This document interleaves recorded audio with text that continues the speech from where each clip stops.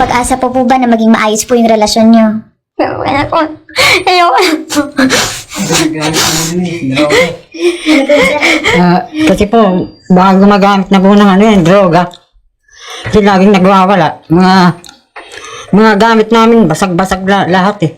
Binabasag niya. Kayo po, ayaw na rin po na magkaayos po yung kinakasama niyo? Ayoko na po. Kasi ilang taon na, mga 6 years na eh. Laging ganyan ang ginagawa niya eh. Sinungaling. Ilang taon na po ba kayo nang kinakasama niyo nang sasama po? 7 po. 7 years. So, sa loob po ng 7 years na yun, simula po, umpisa po ba, pinubugbog na po na niya kayo? Hindi na po tumingin sa akin. Asawa po. Lagi niya po sinasabi naman. Ano po eh.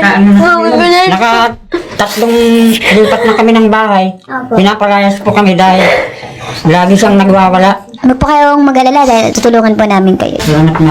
Ano pong ginagawa sa inyo? Ang dami po. Si Ma'am ay isang PWD nga pala, person with disability.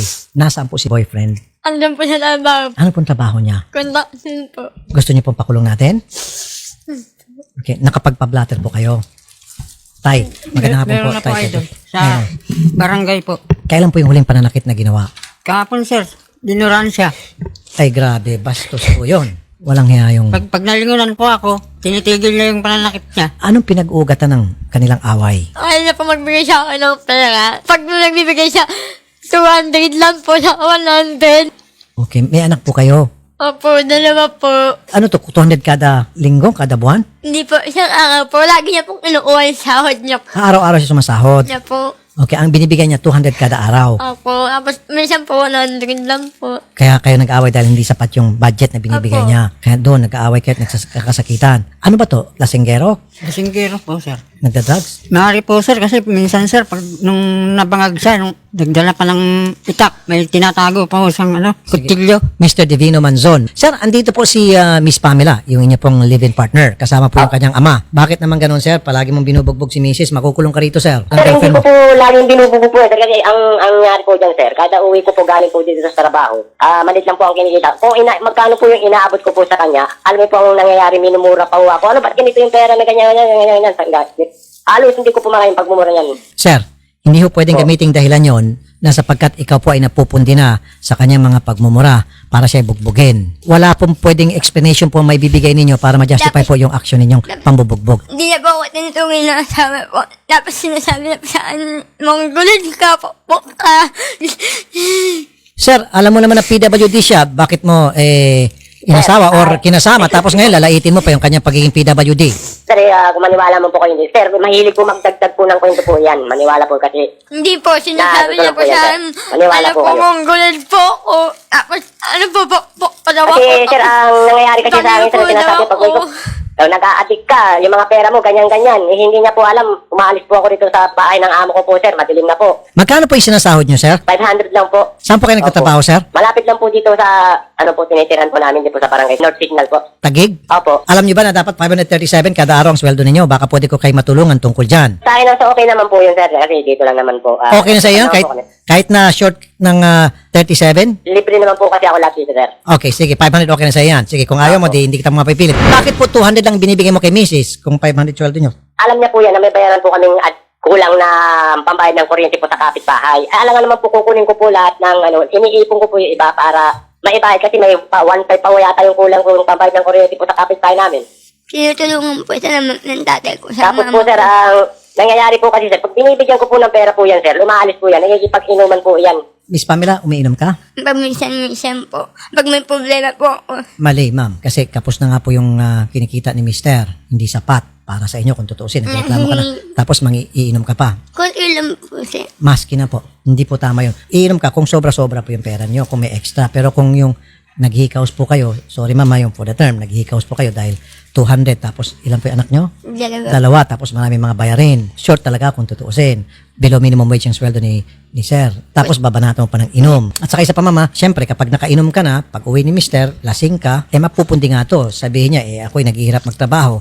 Tapos pagdating ko rito, magdadadakdak to, kulang ang pera. Tapos ito, amoy alak tong misis ko, mag-aaway kayo. Huwag niyo po samahan ng pag-inom. Tama ba kung sinabi ko na dapat Tama hindi ka po, uminom? tama po yun. Okay. So advise mo tayo itong anak mo na Wag na uminom, wag nang dagdagan Hindi po, yung kanila. idol, hindi po marunong ito dati uminom po eh. Okay. Siyang nagturo mag-inom eh. Jackpres ka pala. Divino, ikaw pala nagturo sa kanya. Po to, pag nalasing po, Sir, aawain excuse me niya po, na. marami po akong magiging witness po dyan na bago ko po makilala yan, nagiinom na po yan. Hindi po yan totoo. Mga classmate niya po sa Pateros Siya po yan, kasama niya po yan. Siya po ang lasinggero, idol eh. Yan po yung tatay, konsentidor po yan. Paano ako naging konsentidor? Alam mo, Sir Pedro, Tatay, Divino, at saka Pamela, ang nakikita kong problema talaga kung tutuusin. Pareho sila manginginom eh. Sabi mo, sir, lasinggero itong si lalaki, itong si babae manginginom. Ano na mangyari sa buhay nila? Ano mangyari sa mga anak nila? Buti sana kung malaki ang kinikita para yung extra ipang-inom nila. Pero naghihikaos po sila sa income. Tapos, eto, dalawa sila parehong umiinom. Imbis na ibili ng alak, sana sir, ibili nila ng pagkain o gatas ng mga anak o damit. Di po ba? Tama ba ako? Tama Dapat po, yung idol. isang araw po siya, nangingi po ako ng pambili ng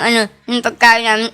Binato po ako ng dito, duguan po ako. Binato po ng dito yung lagayan ng tinidor. Nasugat po dito eh. Yan. Lagi pong sinasaktan niya po itong anak ko eh. Naka-blatter na nga po yan sa barangay. Ano gusto niyo po mangyari? Pamela, Gusto ko pong maulong na po siya. Po. Para magbago po siya. Kaya ko naman po magtrabaho. nandyan po sa inyo yung blatter, tapos nandyan po sa inyo yung medical certificate. Ano po? Dito po, yung mga nakarang pang-gugulpi na po. Sir Divino, malas mo at merong ebidensya, ito pong girlfriend mo. At gagamitin po namin to para isampa sa korte at ikaw po ay makukulong dito, sir. Sir, paano po yung panig po, sir? Dahil inaano po rin po nila ako. Sir, yung panig mo, siyempre, bibigyan ka ng pagkakataon ng korte para makapagsalita, para i-depensa ang iyong sarili. At ikaw po ay bibigyan ng abogado kung wala akong kakayanan. For the meantime, sinasabi ko lang sa'yo, malaking posibilidad na ikaw ay makulong dahil ikaw ay nambubugbog ng iyong kinakasama. Lalo pa ito isang PWD. So, kung ako sa'yo, sir, pag uwi mo ng bahay mamaya, baka pwedeng pag-usapan nyo ito, magmakaawa ka at magbago ka na. Opo, sir, kasi hindi ko po talaga alam na pupunta. Iniwanan ko po sila sa bahay kaganina po umaga, sir, bago po ako pumasok. Ayaw namin ipaalam sa'yo dahil masama ang kwan mo sa amin eh. So, Miss Pamela, ikaw ang tatanungin ko dahil ikaw talaga ang nasaktan dito, ikaw ang grabyado. Gusto mong ituloy na yung kaso dito. Opo. Pero, Miss Pamela, advice ko sa'yo, itigil mo na yung pag-inom kung pwede. Lalo pa kung halimbawa, wala na itong si Divino. Kunyari, nakulong. Halimbawa, mas kailangan ng mga anak mo yung talagang Sipaw, pagtutok na pag-aalaga. Ano po? Okay sa yun? Opo. Okay, good. Sir Divino, meron kang gusto sabihin kay Miss Pamela? Oh, ba't ano nangyayari sa inyo? Ba't napunta kayo dyan? Ano bang dahilan talaga? Bakit ano nangyayari? Gusto ko na naman makulong. Dahil sobrang na po yung ginagawa niya sa akin. Kailan po kayo huling sinaktan? Kagabi po. Tapos nung isang araw So, paulit-ulit na lang talaga? po. Ay, sir, hindi ko po inano kagabi po yan, sir. Sinawaan mo ako kagabi. Iniwasan ko na po yan, sir, kasi ayaw ko po ng away. Hindi mo siya sinaktan kagabi, pero nung isang gabi, yun, sinaktan mo siya. Hindi po, matagal na po yan, sir. Napunta po kami sa barangay na po yan, sir. Anong Kasi matagal? po kami Binato sa mo ng barangay. ano yan eh. Lalagyan ng kutsara eh. Dumudugo ulo niya eh. Hindi ko po yan inano.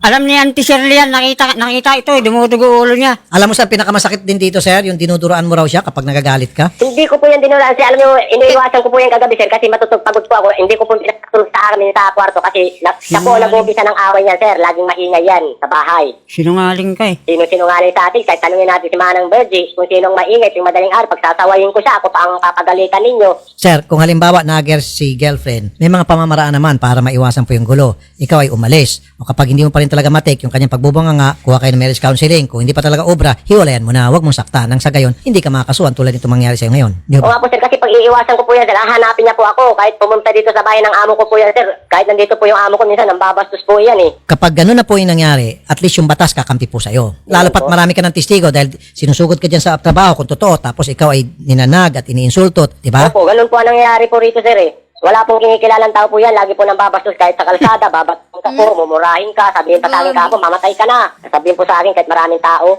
Bakit mo ginagawa yon, Miss Pamela? Bakit mo siya pinupuntan sa work?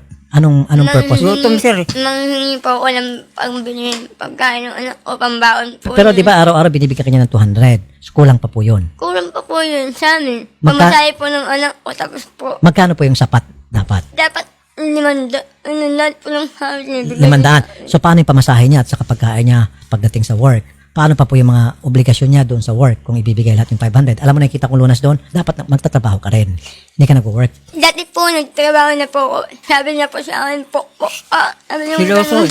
Hindi. Alisin na po natin yung mga salitang pokpok, ma'am. Sorry ha. Bakit? Hindi masarap pakinggan. Opo.